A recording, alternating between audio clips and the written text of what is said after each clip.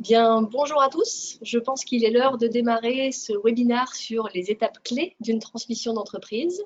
Je vous souhaite la bienvenue. Je suis Maude Flutaz, je suis collaboratrice à la Chambre de commerce et d'industrie de Haute-Savoie et j'ai pour mission d'accompagner les dirigeants dans la vente de leur entreprise. Nous sommes donc ensemble pour une bonne trentaine de minutes, au cours desquelles nous allons réapprendre à connaître les caractéristiques du marché de la cession reprise, avant de nous focaliser sur le bilan personnel du dirigeant, le diagnostic de l'entreprise, la valorisation, la recherche de repreneurs, les aspects de procédure et donc le montage juridique, et enfin la fiscalité applicable. Vous avez bien sûr la possibilité de poser vos questions en cours d'intervention. Toutefois, pour plus de fluidité, nous avons choisi d'y répondre à la fin, en espérant que nous aurons suffisamment de temps pour répondre au maximum d'entre vous. Le support qui est téléchargé, que vous apercevez à l'écran, le diaporama, est d'ores et déjà téléchargeable dans la partie documents à télécharger. Ça fait beaucoup de télécharger, à droite de votre écran. Et enfin, je vous rappelle que bon nombre de notices sont également téléchargeables sur le site internet de la CCI 74, mais j'y reviendrai en cours d'intervention.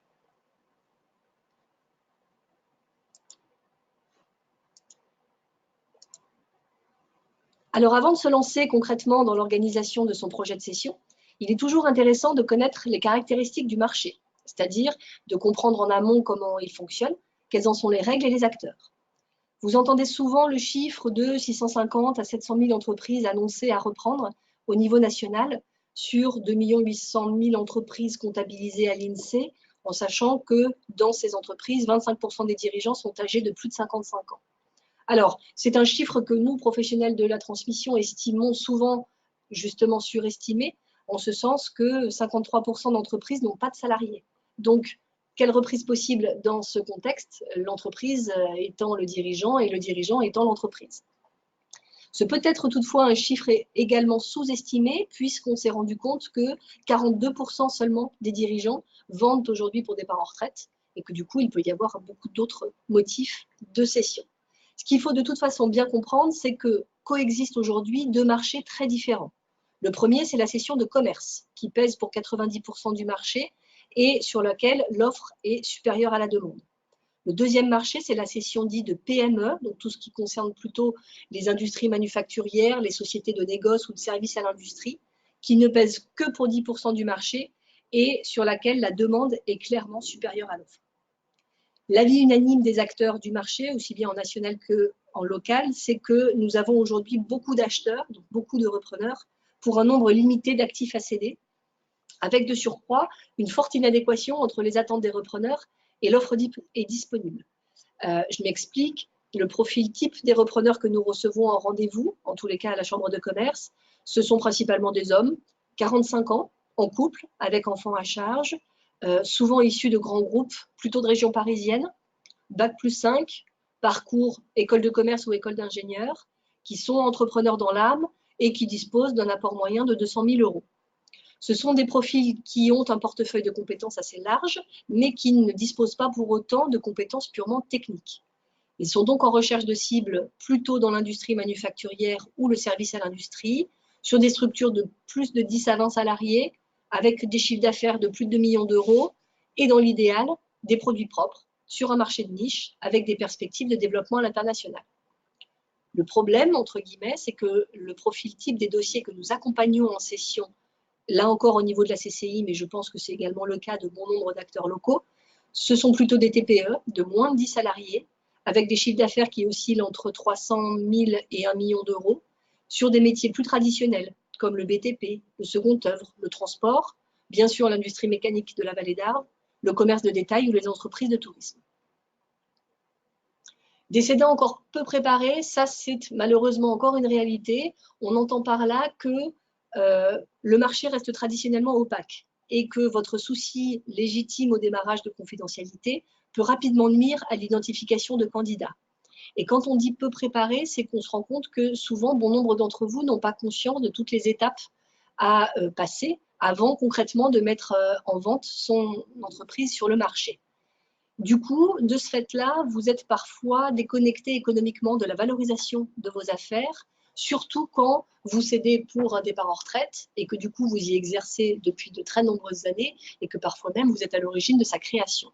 Donc ce fort affect est tout à fait légitime, on ne remet pas du tout ça en question, c'est simplement vous sensibiliser sur le fait que ça peut rapidement devenir un frein aux négociations et que du coup il est nécessaire d'anticiper votre décision de cession pour vous préparer notamment psychologiquement. S'acculturer au marché, c'est aussi apprendre à identifier qui sont les acteurs locaux, les spécialistes de la mise en relation par exemple, ceux qui vont plutôt vous aider sur le montage du dossier, ceux qui seront plutôt des financeurs et qui vont donc appuyer votre repreneur. Contactez-nous, nous pourrons vous mettre en relation avec ces experts reconnus. Voilà pour les éléments du marché de la reprise-transmission. Passons maintenant à l'étape de préparation du dirigeant et évoquons les questions à se poser en début de démarche. Alors, dans la pratique, le fait de réfléchir et d'analyser les raisons pour lesquelles vous souhaitez vendre votre affaire, ça va normalement vous permettre d'agir ensuite avec une plus grande assurance et d'effectuer les démarches, je dirais, avec un dynamisme renouvelé. Ce bilan personnel, il vous aidera à définir votre plan d'action pour mettre en place votre projet et peut-être au-delà de ça, mieux assumer votre décision de cession. Alors, première question, suis-je réellement vendeur? J'entends par là, suis-je en capacité de me projeter en dehors de mon entreprise? Est-ce que j'imagine une vie en dehors de mon travail? Cela vous mènera à identifier vos motivations à la vente. Est-ce qu'elles sont bien réelles parce que, par exemple, vous partez prochainement en retraite, vous avez envie de changer d'activité, vous avez peut-être atteint vos limites, ou malheureusement vous souffrez d'un problème de santé, ou s'agit-il d'un simple coup pour voir si votre entreprise intéresse et à quel prix? Puis viendra le temps de vous demander, mon entreprise, c'est quoi? Elle agit sur quel secteur? Qui sont ses clients? Quelle est son histoire? Qui sont les collaborateurs qui la composent? À l'instant T, pouvez-vous objectivement présenter ses points forts et ses axes d'amélioration?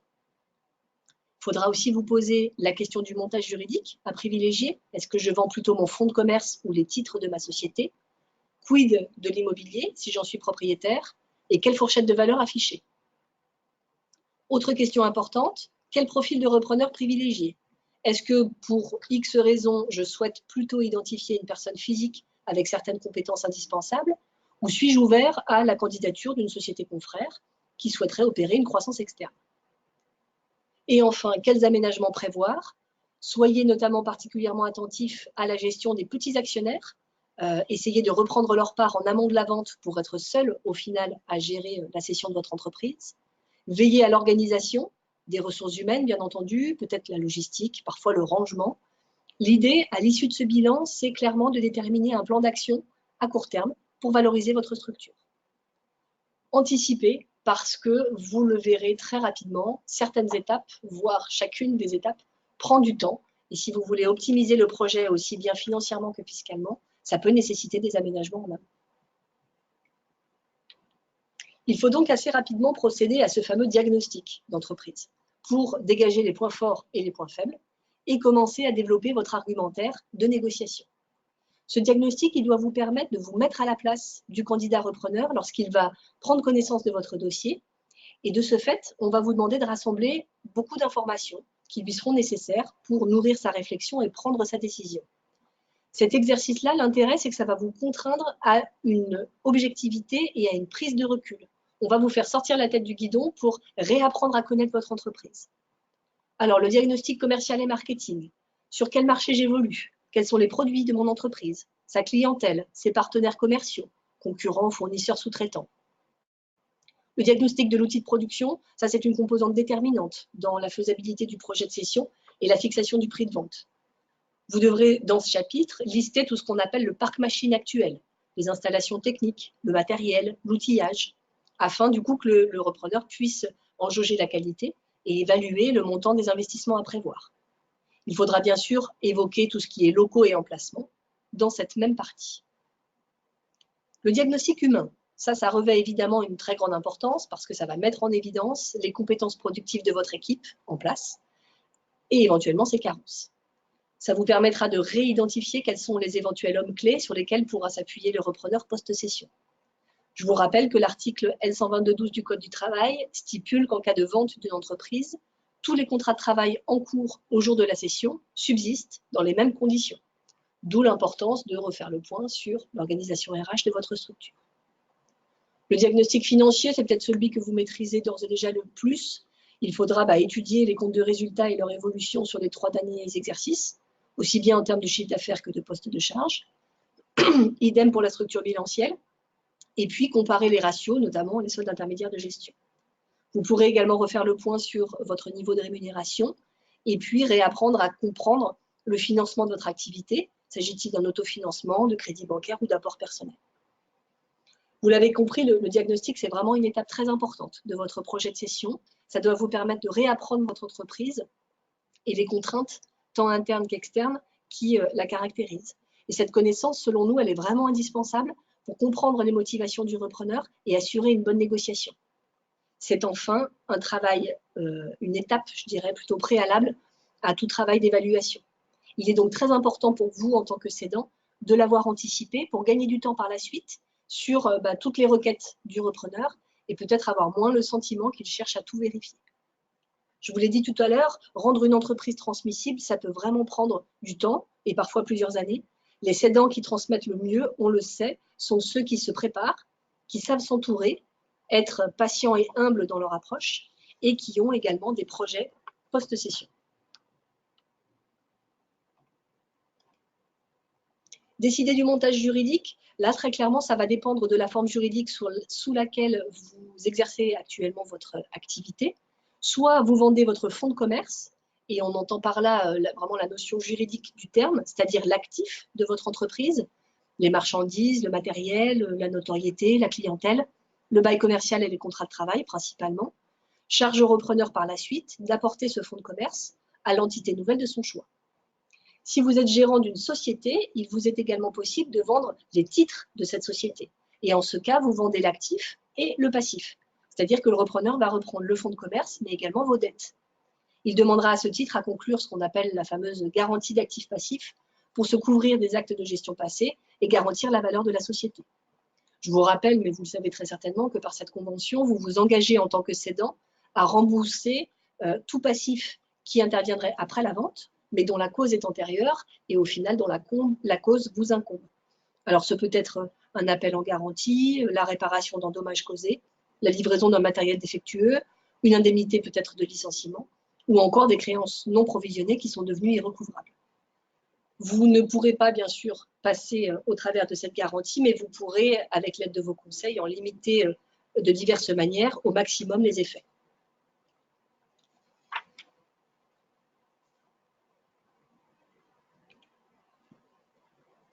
Une fois les conclusions du diagnostic posées et le montage juridique arrêté, il vous faudra valoriser votre entreprise.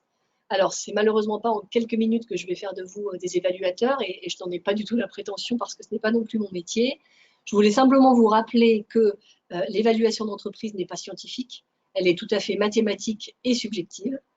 Trop souvent, l'évaluation est également menée en amont du diagnostic, alors qu'elle doit vraiment intervenir après, puisque ce sont les conclusions du diagnostic qui vont permettre de positionner le curseur plus ou moins à la hausse. Et enfin, je vous rappelle que l'évaluation doit aboutir à la détermination d'une fourchette de valeur et pas d'un prix. À cet instant de votre projet, il ne vous sera pas possible de déterminer un prix fixe. Le prix, de toute façon, ne sera connu qu'à l'issue des négociations entre vous et le repreneur. À ce stade, il vous faut déterminer une fourchette de valeur qui sera suffisamment précise pour rapidement vous donner satisfaction, mais qui soit aussi suffisamment large pour laisser place aux négociations. Alors, j'enfonce une porte ouverte en vous disant que la valeur d'une entreprise n'est évidemment pas la même pour un cédant et pour un repreneur. Vous allez, vous, en tant que cédant, généralement vous baser sur une valeur liée au patrimoine de votre structure et donc au passé, valeur patrimoniale à laquelle vous allez ajouter celle d'un fonds de commerce. C'est tout à fait légitime. Vous souhaitez mettre en avant tous les investissements financiers, matériels et humains que vous avez mis dans le développement de votre structure. Par contre, il est aussi légitime qu'un repreneur, lui, regarde plutôt devant et essaye d'évaluer les capacités de développement de votre entreprise, ainsi, et peut-être surtout, que sa capacité à générer des bénéfices pour lui permettre de rembourser son emprunt. Alors, c'est à vous et au repreneur de trouver le meilleur compromis possible, parce que bien évidemment, il n'y a aucune méthode d'évaluation type. Chaque entreprise, de toute façon, étant différente et ayant ses particularités. Il vous faudra donc procéder vraisemblablement à plusieurs chiffrages afin de mesurer l'amplitude des valeurs qui pourraient se dégager. Le conseil que je peux vous donner, c'est que quelle que soit la méthode d'évaluation utilisée, elle doit et elles devront, parce qu'elles seront plusieurs, prendre en compte les réalités économiques et donc les tendances du marché selon le secteur sur lequel vous évoluez et faire apparaître des valeurs à la fois raisonnables et réalistes qui assurent une possibilité de négociation suffisante. Alors, quelques exemples à citer, selon que vous vendiez un fonds ou des titres, parce que bien évidemment, on ne valorisera pas de la même manière. Quand on vend un fonds de commerce, la méthode la plus connue, la plus rapide et la plus simple, c'est la méthode de valorisation par le chiffre d'affaires. Alors, elle a le mérite d'exister. Elle est intéressante parce qu'elle permet en début de démarche peut-être de positionner et de poser un cadre. Pour autant, vous imaginez bien qu'il faut être très vigilant dans la pertinence des comparaisons que vous effectuez et qu'il vous faut quand même trouver une entreprise qui ressemble sensiblement à la vôtre, en termes de taille, en termes de positionnement marché, en termes de composition. Et puis, l'autre conseil, c'est que cette méthode-là ne peut pas être utilisée toute seule parce que clairement, le chiffre d'affaires n'est pas un indicateur de rentabilité et qu'aujourd'hui, ce qui compte le plus dans une valorisation d'entreprise, c'est la rentabilité et on le verra juste après, c'est la possibilité d'être financé pour le repreneur et du coup pour conclure l'opération. Sur la valorisation de fonds de commerce, on reste quand même sur des indicateurs plus classiques comme le BE, l'excédent brut d'exploitation, moyen, pondéré, en général x3. Voilà. Sur des titres de société, là aussi, le principe est de mixer plusieurs méthodes. Alors, on parle parfois de 2 fois les fonds propres, 5 à 7 fois le résultat net moyen retraité, auquel on ajoute la trésorerie nette, ou 3 à 5 fois le BE plus la trésorerie nette. Là, le curseur, il sera positionné selon, au-delà des chiffres, les avantages et les éléments qui peuvent accentuer la valeur de votre entreprise. Alors, ça peut être une localisation attractive si vous êtes un commerce, ça peut être la composition de votre équipe de collaborateurs, leur degré d'expertise et d'autonomie, ça peut être un vrai avantage concurrentiel, je ne sais pas, la récurrence de votre chiffre d'affaires, un portefeuille client diversifié, la qualité de votre outil de travail. Autre gros avantage, la faible dépendance de l'entreprise à vous, à son dirigeant. Je reviens tout à l'heure sur le profil type des repreneurs qu'on reçoit en rendez-vous. Je vous disais, ce sont des gens qui ont sur le papier une vraie capacité à diriger une structure, mais ce sont des gens qui, à contrario, ne disposent pas forcément toujours de compétences techniques. D'où l'importance pour votre équipe d'être opérationnelle et d'être autonome. Donc, dès à présent, si ce n'est pas le cas, et si vous êtes encore très actif dans l'opérationnel, pensez à déléguer et pensez à faire monter en compétence votre équipe. Au-delà de ces méthodes, il n'en reste pas moins qu'un projet de cession ne pourra aboutir que si le repreneur obtient son financement bancaire. Et à ce titre, la méthode dite par la capacité d'autofinancement, par la CAF, est aujourd'hui très fréquemment utilisée. C'est ce qu'on appelle dans le jargon la méthode du banquier. Je vous donne un exemple, un repreneur qui dispose de 100 000 € d'apport, qui se positionne sur un dossier qu'il a déjà bien étudié et pour lequel il a évalué une capacité d'autofinancement moyenne retraitée de 50 000 €. Il se met dans la peau du banquier et le banquier nous dit souvent, au maximum, 70% de la CAF doit être consacrée au remboursement de l'emprunt. Donc, qu'est-ce qu'on fait? On prend 70% des 50 000 € de capacité d'autofinancement moyenne, on arrive à 35 000. On multiplie ça par 7, dans le cadre d'un emprunt sur 7 ans, parce que souvent, quand on reprend une entreprise, on emprunte sur 7 ans. On arrive à 245 000 €, auquel on ajoute les 100 000 € d'apport du repreneur, et on fait apparaître une valorisation aux alentours de 345 000 €. Ça, c'est une méthode de pure rentabilité qui a le mérite de tenir compte des ratios communément admis en banque, mais qui toutefois fait souvent apparaître des valeurs relativement basses.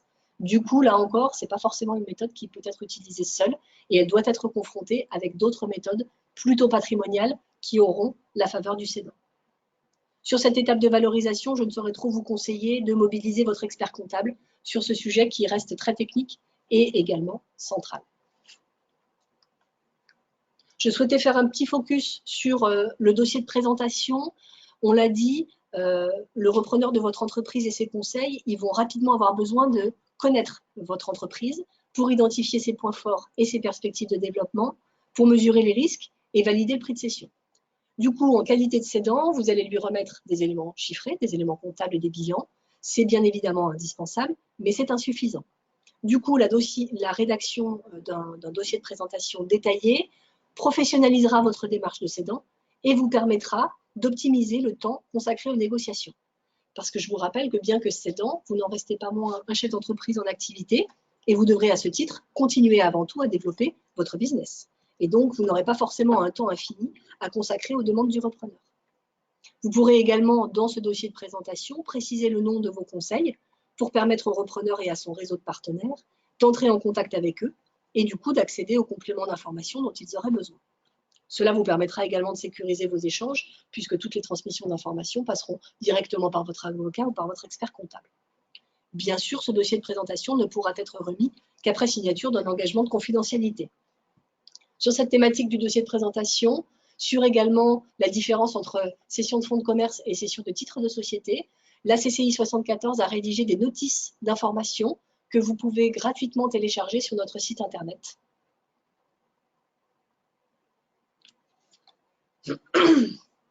Passons maintenant à la phase critique de recherche de repreneurs. Alors, clairement, plusieurs options sont activables. La première étant peut-être en interne de votre entreprise. J'entends par là des candidats issus de votre famille ou de votre équipe de salariés.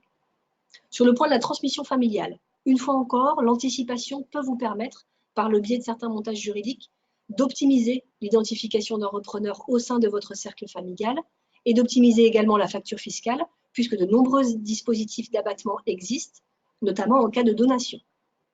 Plusieurs formations au métier de chef d'entreprise seront également disponibles pour votre candidat, la priorité étant peut-être pour lui dans l'immédiat de détenir des compétences techniques qui vont vraiment être nécessaires à l'exercice de votre activité. Lui pourra ultérieurement se perfectionner, je ne sais pas, sur le champ de la comptabilité-gestion, du management, de la stratégie commerciale. Du coup, je vous invite à ce titre à vous renseigner depuis notre site internet, et si cela vous concerne, sur la formation qui s'appelle l'école des managers, qui a justement pour vocation de permettre au repreneur familial pressenti de devenir un vrai chef d'entreprise, un développeur et un leader. Si un membre de votre famille peut se positionner, clairement, moi, le conseil que je vous donne, c'est que le sujet devra être abordé de front. C'est-à-dire que la transmission ne lui sera présentée ni comme une faveur parce que c'est quelqu'un de votre famille, ni comme un cadeau empoisonné. Ça devra de toute façon se faire avec le même professionnalisme et la même objectivité que la cession à un tiers. En interne, il peut également y avoir des candidats repreneurs salariés. Alors eux, clairement, au même titre que les membres de votre famille, disposent d'avantages certains sur les candidats venus de l'extérieur. Ils connaissent votre entreprise, ils connaissent son histoire, son métier, ses produits, ses clients. Et du coup, c'est vrai que la continuité semble mieux assurée et que ça peut très clairement rassurer vos partenaires. Ça peut également vous permettre de bénéficier d'une fiscalité, là encore, avantageuse. Je vous rappelle que dans les entreprises de moins de 250 salariés, vos équipes doivent être obligatoirement informées, au plus tard 2 mois avant la vente, du projet de cession. Si vous ne respectez pas cette obligation, votre responsabilité civile peut être engagée et vous pouvez avoir à payer une amende qui ne peut excéder 2% du montant de la vente. Sur tout ce qui est piste externe à votre entreprise, j'entends par là les clients, les fournisseurs, les concurrents. Alors là, clairement, ça dépendra du secteur d'activité de votre entreprise et du coup du degré plus ou moins concurrentiel du marché sur lequel vous évoluez. Là, l'antériorité et la qualité de la relation avec ses partenaires déterminera si c'est opportun ou pas de les mobiliser. Bien évidemment, vous n'allez pas les approcher de la même manière selon que vous cédiez un petit commerce de détail ou une société de décolletage qui évolue sur un marché extrêmement concurrentiel. Mais l'idée, c'est simplement de vous sensibiliser sur le fait que ces profils-là peuvent être des repreneurs intéressants et que notamment vos concurrents peuvent être intéressés pour acquérir votre savoir-faire, votre portefeuille client, votre zone de chalandise ou peut-être simplement votre emplacement. Et que du coup, ce type de cession peut être financièrement intéressant parce que ces acheteurs-là peuvent accepter de payer une survaleur pour leur permettre d'atteindre au plus vite leurs objectifs de développement. C'est vrai que les clients, les fournisseurs, les concurrents, ils connaissent par nature les principales forces et faiblesses de votre entreprise et du coup, ils devraient être en mesure d'établir rapidement des business plans de reprise solides et crédibles. En parallèle de tout cela, existent d'autres réseaux importants à mobiliser. En premier lieu, les conseils de votre entreprise. Votre expert comptable, votre avocat, votre notaire, vos banquiers, tous connaissent particulièrement bien votre structure et parmi leurs clients, y a-t-il peut-être un repreneur?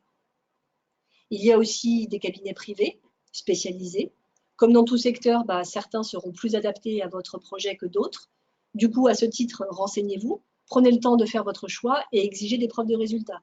Nous connaissons en local, au niveau de la CCI, ces acteurs compétents, donc n'hésitez pas à nous demander une mise en relation privilégiée. Les bourses d'opportunités sur Internet, très faciles d'accès, vous permettent rapidement d'avoir une bonne visibilité et de mettre en ligne une annonce de cession, tout en ayant parfois accès à des profils de repreneurs.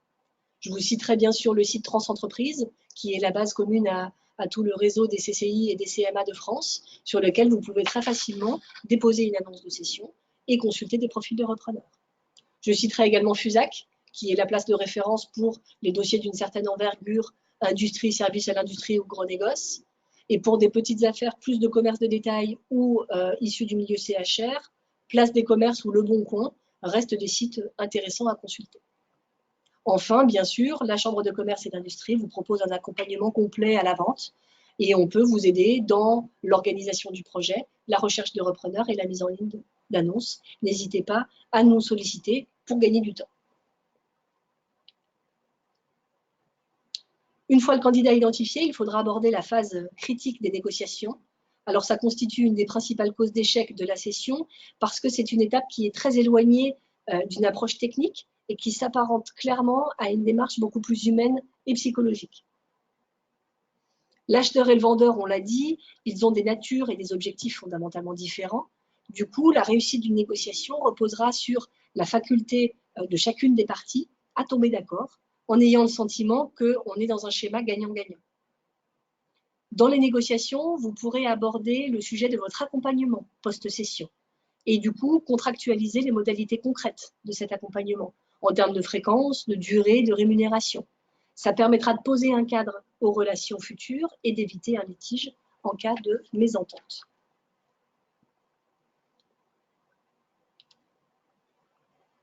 Les aspects de procédure, là on est plus vraiment sur les actes qui seront rédigés et au-delà de ça les formalités applicables. Là encore, les choses divergent selon que vous cédiez un fonds de commerce ou des titres de société.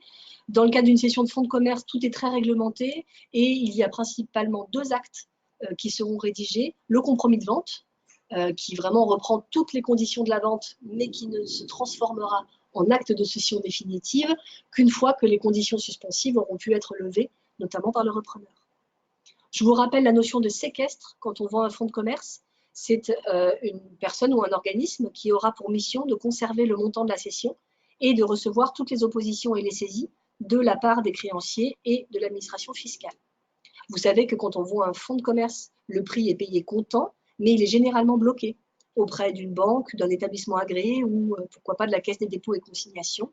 Et en pratique, ce délai de rétention est de maximum 105 jours à compter de la date de l'acte de vente, contre 5 mois antérieurement. Donc on a quand même gagné beaucoup de temps.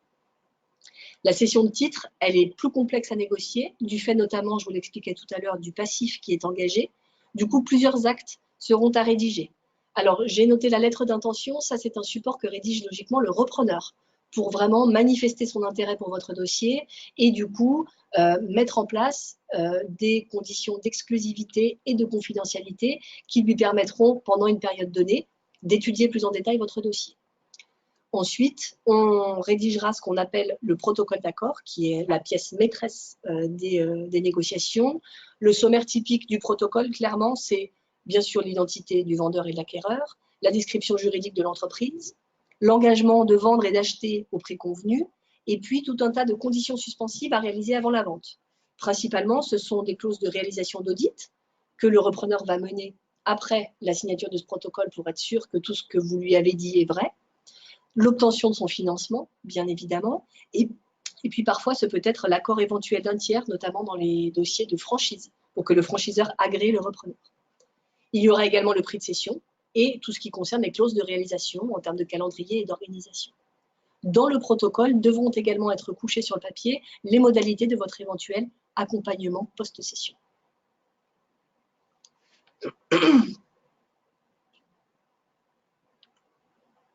Petit focus sur la fiscalité.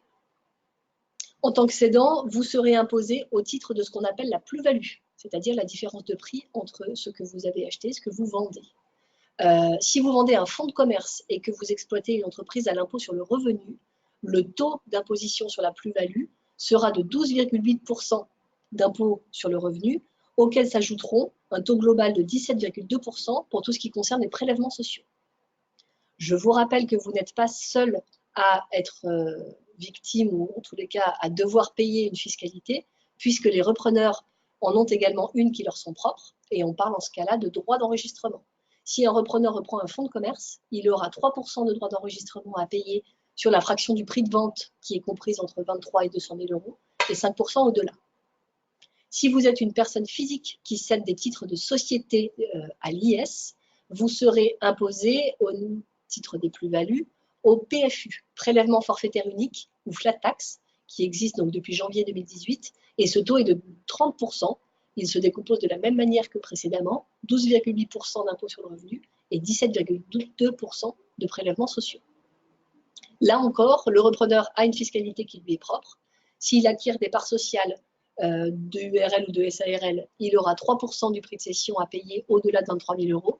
Et s'il acquiert des actions de SAS ou de SA, il aura une fiscalité de 0,1% sur le prix de cession. Ça, c'est la base.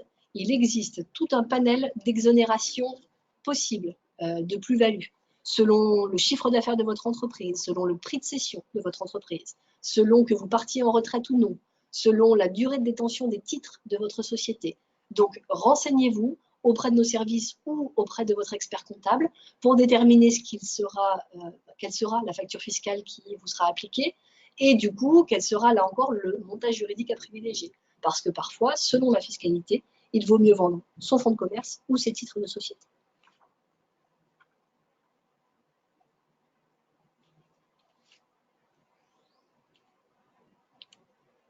Nous en arrivons au terme de ce webinaire. Je vous rappelle que votre CCI est à votre disposition pour vous permettre d'avancer sereinement dans votre projet de cession. Comité d'experts dédiés, recherche de repreneurs, mise en relation avec notre large réseau de partenaires. N'hésitez pas à nous solliciter et à consulter le détail de nos accompagnements sur notre site internet.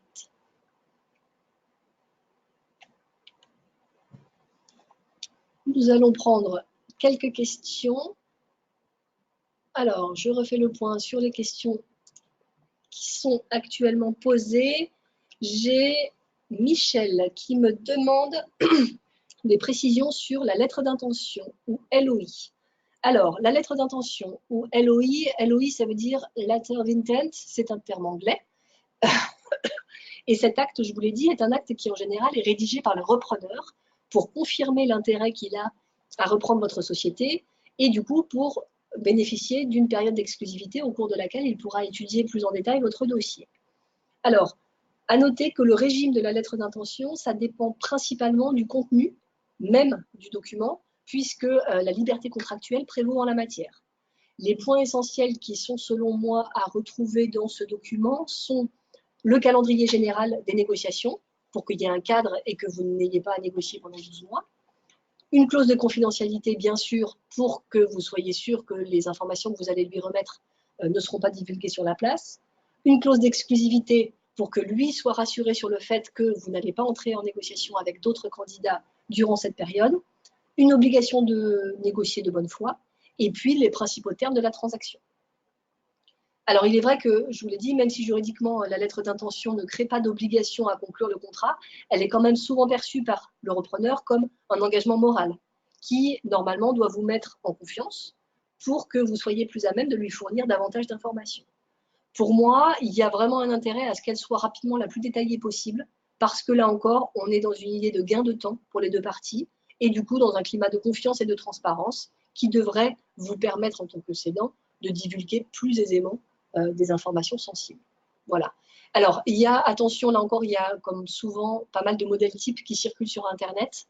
Je vous invite vraiment à voilà, montrer les lettres d'intention que vous pourriez recevoir à vos conseils pour voilà, en vérifier la portée et être sûr que cela vous convient. J'espère avoir répondu à la question de Michel.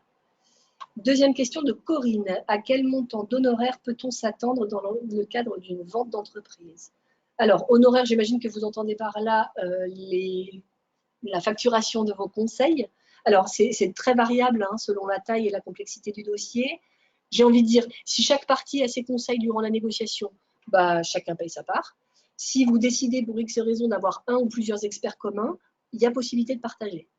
Normalement, il y a quand même moins de travail à fournir côté cédant que repreneur. Un repreneur, lui, va beaucoup mobiliser ses conseils parce qu'il y aura les audits, parce qu'il y aura du financement bancaire à obtenir. Donc, ça va nécessiter plus de travail. Certains dirigeants cédants ont toutefois besoin d'un accompagnement plus soutenu, aussi bien techniquement que psychologiquement, alors que d'autres sont tout de suite très à l'aise avec l'exercice de négociation et du coup ne sollicitent leurs conseils que dans un cadre purement rédactionnel. Moi, je donne souvent l'exemple d'une opération de cession de titres que j'ai accompagnée il y a quelques années qui était valorisée 800 000 €. La fourchette moyenne pour les frais, les honoraires d'avocat se sont élevés à 8 000 €, soit 1% du prix de cession. Concernant les honoraires d'experts comptables, là encore, normalement, il y a peu de travail côté cédant, hormis peut-être le travail de valorisation qui soit est imputé à la lettre de mission de votre expert comptable et donc aux frais annuels que vous payez, soit qui fait l'objet d'une facturation à part, en général sur une fourchette entre 1 000 et 2 000 €. Bertrand nous demande quel montant prévoir pour la garantie d'actifs passifs. Alors là encore, je suis désolée, je n'ai pas de réponse type, c'est vraiment du cas par cas. Au maximum, bien évidemment, ce sera le prix de cession, mais il va falloir impérativement négocier moins, parce que sinon c'est un petit peu contraignant pour vous cédants. Moi, j'ai envie de vous dire qu'en moyenne locale, sur la Haute-Savoie et sur des dossiers de cession de titres, on est sur un montant de garantie d'actifs passifs aux alentours de 30% du prix de cession. Voilà, ça peut vous donner un ordre de grandeur.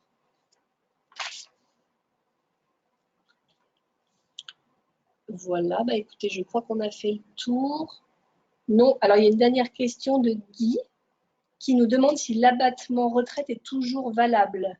Absolument, Guy, je vous confirme que l'abattement de 500 000 € pour départ en retraite du dirigeant est toujours valable, quel que soit d'ailleurs le choix d'imposition si vous vendez vos titres de société, que vous choisissez le PFU, prélèvement forfaitaire unique, ou le barème à l'impôt sur le revenu. C'est un dispositif qui reste en vigueur et c'est un des rares dispositifs d'ailleurs pour lesquels on a de la visibilité puisqu'il est annoncé valable jusqu'au 31 décembre 2022.